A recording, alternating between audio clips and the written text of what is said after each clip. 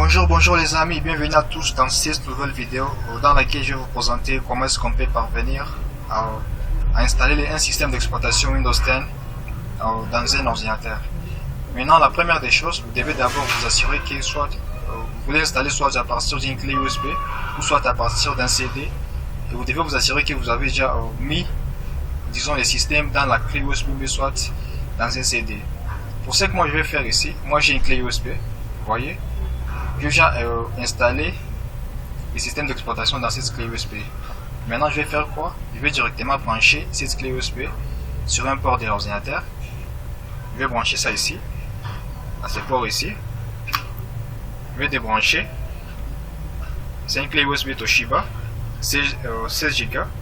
Maintenant, je vais faire quoi? Directement, il faut allumer la machine. Il faut cliquer sur la touche Power et directement cliquer sur la touche Escape du clavier pour entrer dans les paramètres du BIOS de la machine. Alors sans plus tarder, je vais cliquer, je vais allumer la machine et directement cliquer sur la touche Escape une seule fois.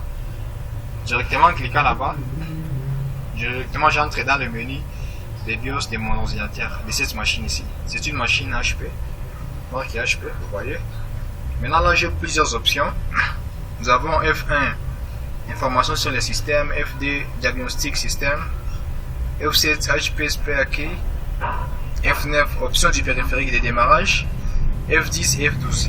Maintenant, pour installer la machine, pour chercher donc ma clé USB ici, je vais directement en cliquer sur la touche F9 pour entrer dans les options du périphérique de démarrage. Parce que c'est le périphérique de démarrage, c'est dans ce périphérique ici, là où se trouve mon système d'exploitation, ma clé USB. Alors, sans plus tarder, je vais cliquer sur la touche F9 là-bas du clavier. Je vais cliquer la touche F9. Vous voyez, je clique ici pour entrer directement dans les nouvelles options. Vous voyez ici maintenant j'ai quoi? Nous avons trois options là-bas. Je suis dans les options de boot. Nous avons Notebook, Hard Drive. Nous avons la deuxième option USB Hard Drive on, Toshiba Trans Memory. Et troisième option, Notebook Ethernet. Maintenant, ma clé USB, c'est une clé USB de marque Toshiba. Donc c'est la deuxième option là-bas. USB Hard Drive. Donc je vais directement descendre et entrer dans la deuxième option. Directement j'entre là. Puis je vais cliquer sur la touche entrée du clavier de la machine pour valider que je vais entrer dans cette option ici. Je clique, je valide. Directement, je patiente un peu.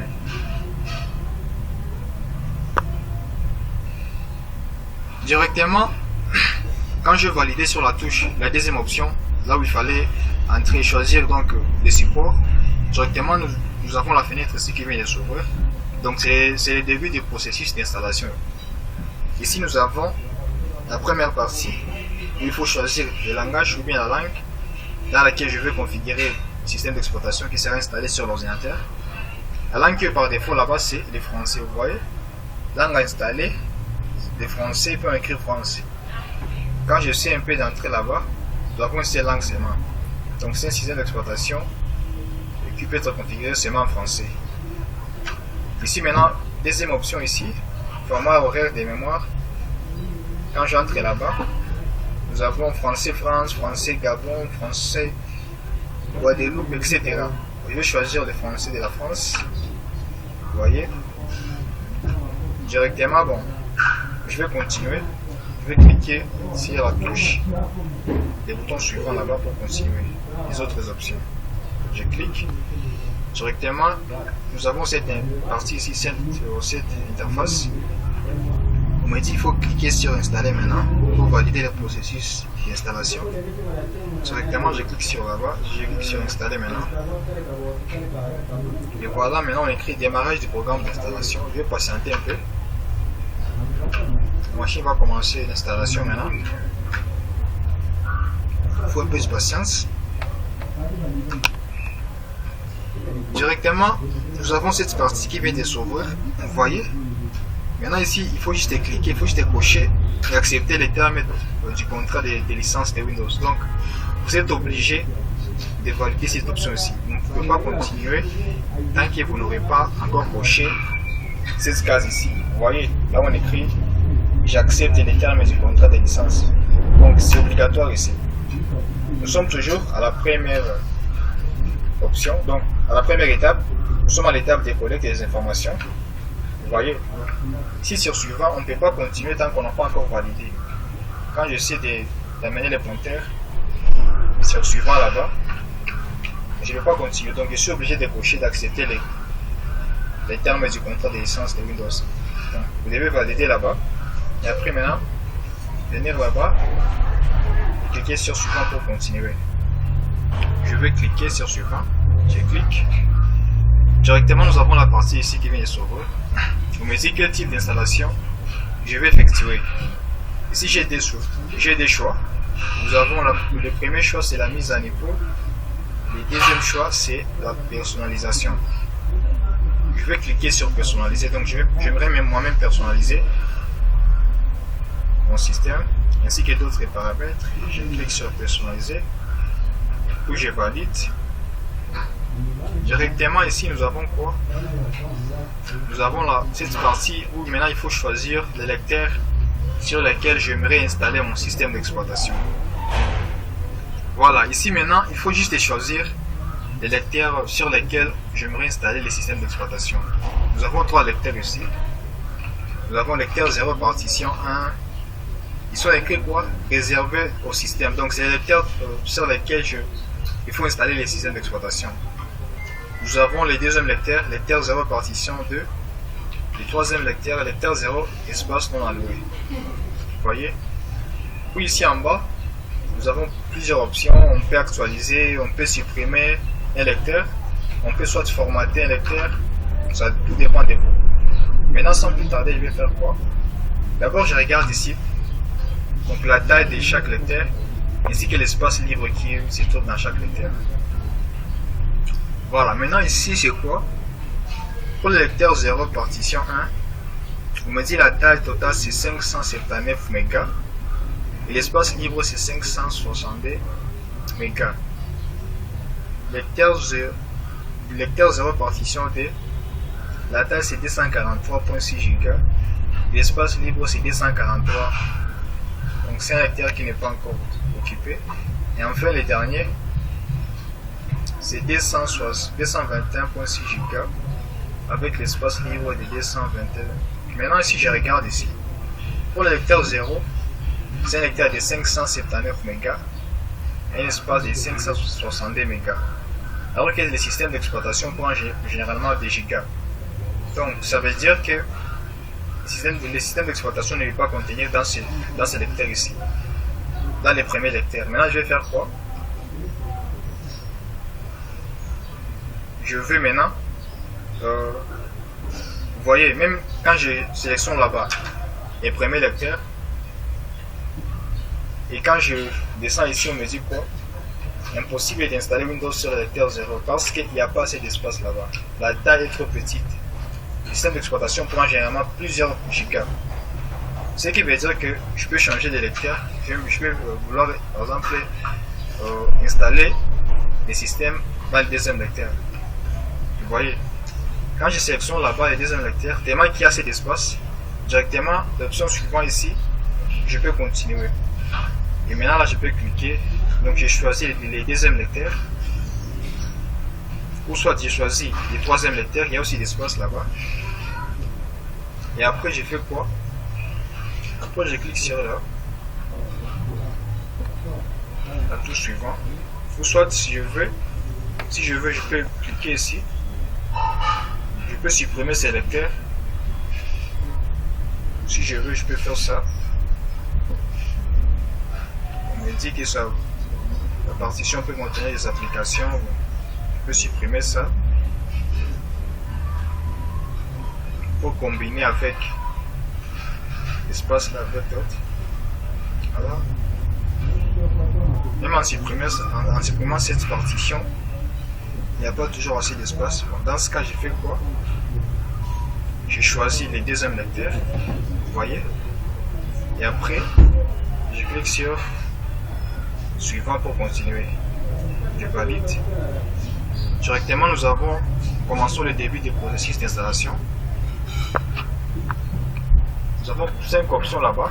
La première option, c'est l'option de copie des fichiers de Windows. C'est déjà passé. J'ai donc déjà terminé cette étape. Nous sommes à la deuxième étape, préparation des fichiers pour l'installation. Nous sommes à 0%. Donc je vais patienter jusqu'à ce que cette étape ici parvienne à atteindre les 100%. Donc c'est cette étape ici. Parmi ces 5 options ici, c'est l'étape qui prend généralement pas mal de temps. Donc je suis obligé de patienter jusqu'à 100%. Nous sommes à 7%. On va patienter. Et directement ici, vous voyez, ici en bas, j'ai déjà fini la première étape, l'étape de collecte des informations. Tout est en vert là-bas. Maintenant, je suis à la deuxième étape, installation de Windows. Donc, je vais patienter le temps que ça arrive à 100%. Et après, directement, ça va entrer dans la troisième étape, et à la quatrième, et à la cinquième directement. Mais c'est la deuxième étape, c'est qui prend pas mal de temps. Donc, je suis obligé de patienter et de ne pas surtout interrompre le processus d'installation. Parce que si j'essaie seulement d'interrompre ici directement, le système ne sera pas installé, je serai encore obligé de recommencer au début. C'est pourquoi vous devez être très prudent.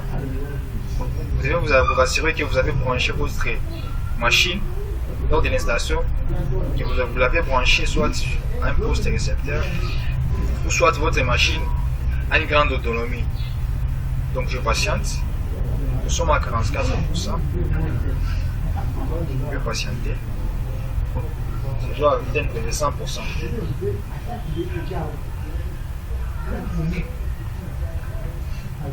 Et voilà que nous sommes déjà à 81%.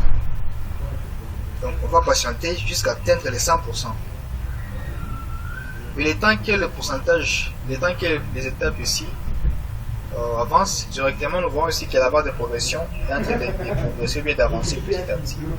Donc il faut vraiment patienter. Le flash est toujours branché à l'ordinateur, vous voyez. Je patiente. Nous sommes déjà à 92%. 93. Il faut atteindre les 100% maintenant. 94. Pour les autres étapes, ça sera beaucoup plus facile. On va y aller beaucoup plus rapidement, mais c'est la deuxième étape aussi qui prend beaucoup plus de temps. Donc, nous sommes à 98%. Et voilà, directement ici, la troisième étape passe directement. Vous voyez, c'est plus vite. La quatrième directement. L'installation des mises à jour, c'est plus rapide aussi. Ça ne va pas traîner, on va patienter un peu. Juste quelques instants seulement, quelques secondes, avant d'entamer la dernière étape en cours d'achèvement. Lorsque nous allons directement entamer la dernière étape, il faut débrancher le flash directement pour que maintenant le système continue les autres processus. Vous devez vous assurer que vous avez débranché le flash disk directement. Vous voyez, Windows redémarre votre ordinateur pour continuer. Directement, je vais débrancher le flash ici. Je vais débrancher. Donc, Windows va redémarrer la machine. Je vais patienter. Directement ici, on écrit démarrage des périphériques. Donc, on va patienter. Là, on dit préparation. Donc, je patiente toujours. Alors, les amis, ici, vous devez vous assurer que vous patientez d'abord. Alors, ici, je vais débrancher les flashs quand on a dit que la machine va se redémarrer. Donc, il faut directement débrancher les flashs lorsque vous arrivez à cette étape-là. Maintenant, la machine commence les autres processus ici. Donc, ici, ça prend généralement pas mal de temps. Donc, je vais patienter et essayer surtout de ne pas interrompre le processus ici. Donc, on patiente. Ça va prendre pas mal de temps ici. Et directement ici, vous voyez, on me dit veuillez patienter. Donc, il faut patienter toujours. Il faut patienter. Surtout essayer de ne pas éteindre la machine. Patienter. J'ai débranché le flash. J'ai débranché le flash il y a très longtemps. Donc je dois patienter.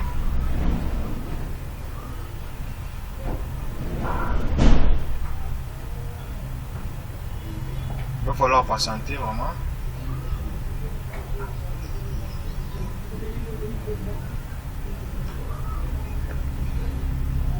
Alors les amis, après avoir patienté pendant un petit moment, directement nous avons l'étape ici où on me dit commençons par la région. Donc ici je dois choisir la région dans laquelle moi je suis. Donc je vais choisir les pays.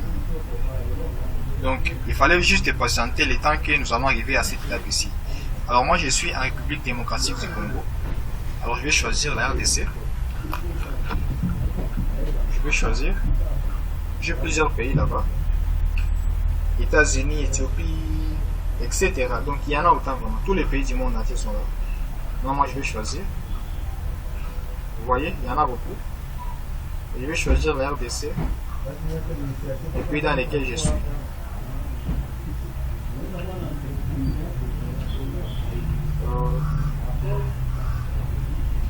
Ça doit être sur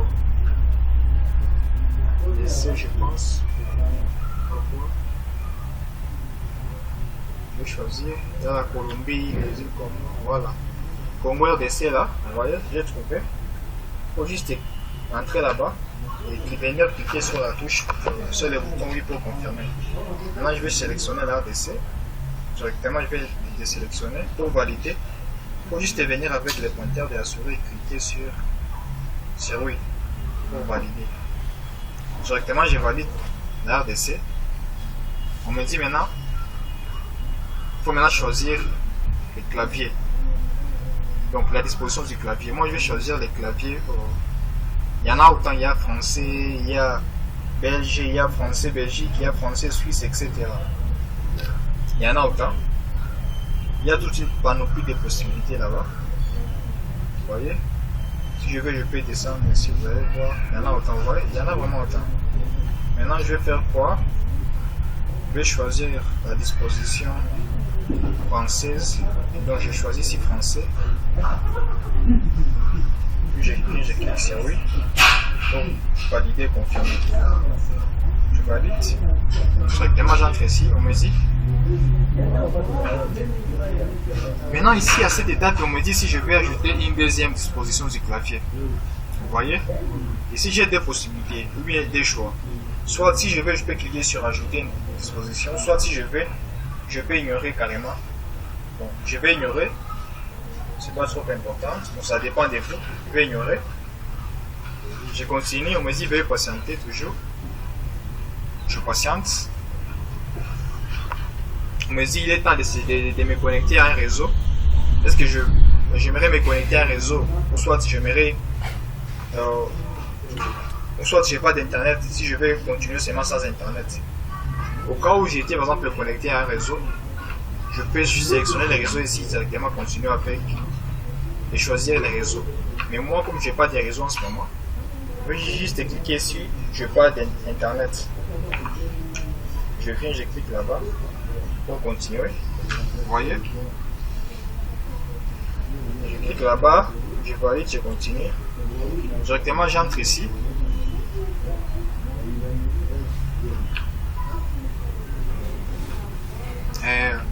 On me dit vous en découvrirez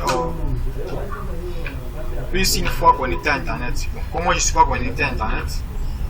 Ici on me dit continuer avec l'installation limitée ou soit c'est connecté maintenant.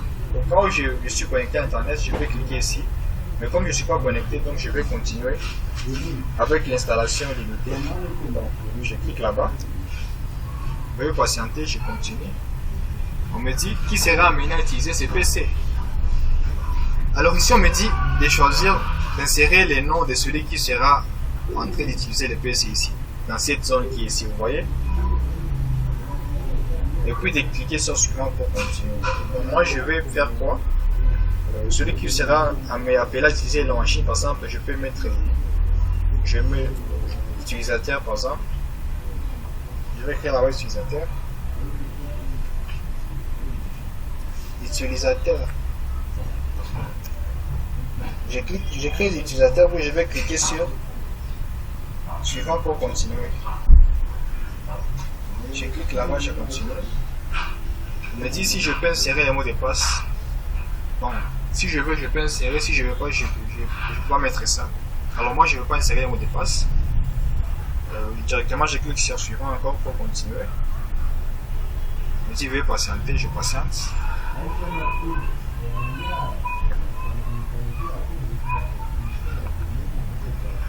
Alors à l'étape ici, il y a pas mal de choses. On me dit je peux accepter par exemple au cas où je serai en train d'utiliser la machine, si je veux que Microsoft continue donc à me suivre et suivre tout ce que moi j'ai fait sur la machine, je n'ai juste qu'à cocher ici et cliquer sur pour valider.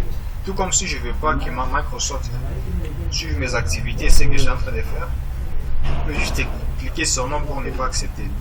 Alors moi je vais faire quoi? Je vais cliquer sur non pour ne pas accepter, donc je ne suis pas obligé d'accepter. Je clique là sur ce non. Je continue toujours. On me dit choisissez les paramètres de protection des données personnelles pour votre appareil. Ici, il faut juste accepter là-bas. Donc tout est coché, vous voyez. Emplacement, c'est oui, c'est coché déjà. Données de diagnostic, c'est coché. Tout est coché. Par oui, oui. Maintenant, il faut juste cliquer sur accepter ici et continuer. Donc ici, il y a pas mal d'options, vous voyez. Il y en a pas mal. Moi, je vais juste cliquer sur accepter pour continuer. Je valide, je continue toujours. On me dit maintenant bonjour. Donc je finis. Disons quoi? Préparons votre système. Il faut maintenant patienter. Je finis avec l'installation là-bas.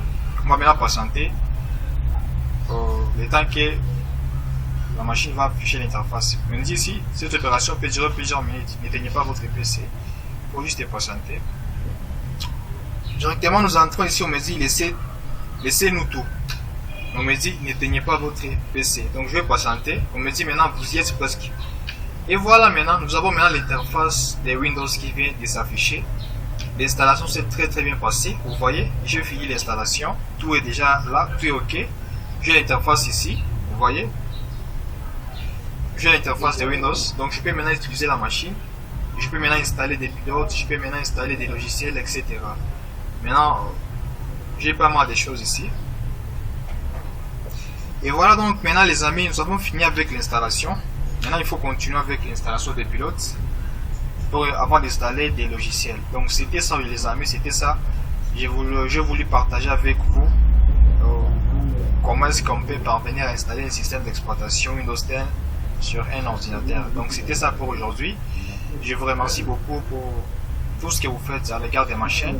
Continuez toujours à vous abonner, continuez toujours à partager les liens, continuez toujours à inviter vos amis à continuer à vous abonner à ma chaîne. Merci beaucoup et à la prochaine.